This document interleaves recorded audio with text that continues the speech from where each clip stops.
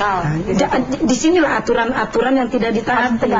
Aturan harus ditegakkan, penegak hukumnya harus benar. Nah, jangan penegak hukumnya juga dibayar dengan sekian mau dia. Sebentar, saya ingin tambahkan itu bagus ya.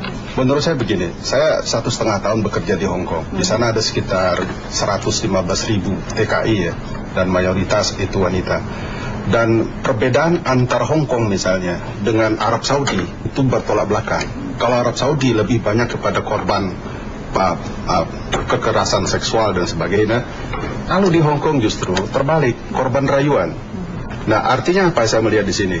Tidak hanya soal sistem bagaimana pengiriman tenaga kerja itu saja juga, tetapi juga mentalitas anak pribadi sang TKI juga harus diperkuat dengan pengetahuan dirinya dan keagamaannya.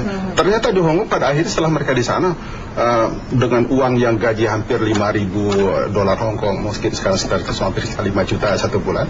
Mereka tiap Sabtu Minggu berpoyo-poyo, ada yang macam-macam pola, ada yang kawin sejenis dan sebagainya. Artinya apa?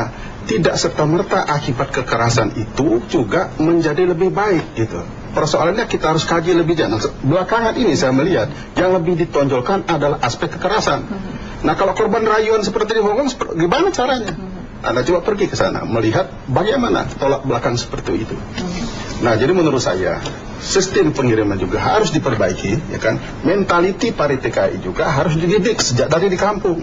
Nah, artinya apa? Masyarakat Indonesia di pedesaan juga jangan menyalahkan pemerintah.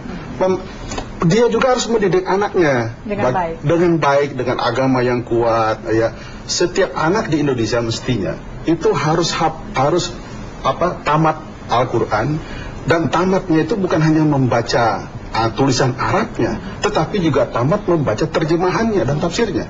Dan sekarang tidak demikian.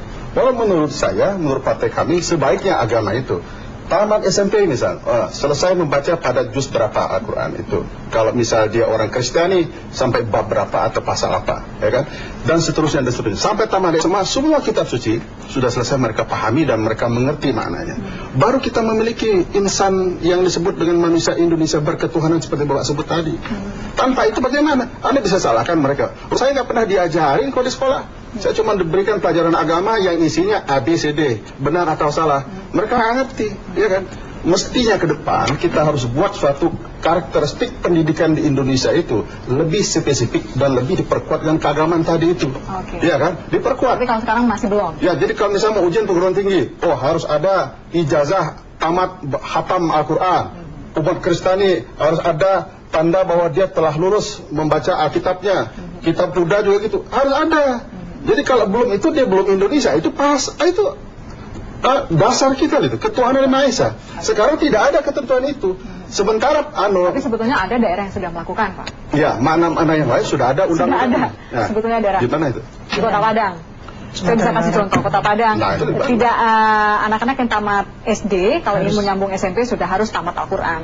Artinya itu sudah dilakukan sebetulnya. Program Anda itu sudah dilakukan oleh orang lain sebetulnya. Ya, nggak apa-apa. Itu kan bagus artinya kan. Kita tinggal mendorong aja yang baik itu kita perbaiki. Kita lanjutkan. Yang tidak baik kita perbaiki. Itu sama-sama tugas partai kan itu. Betul.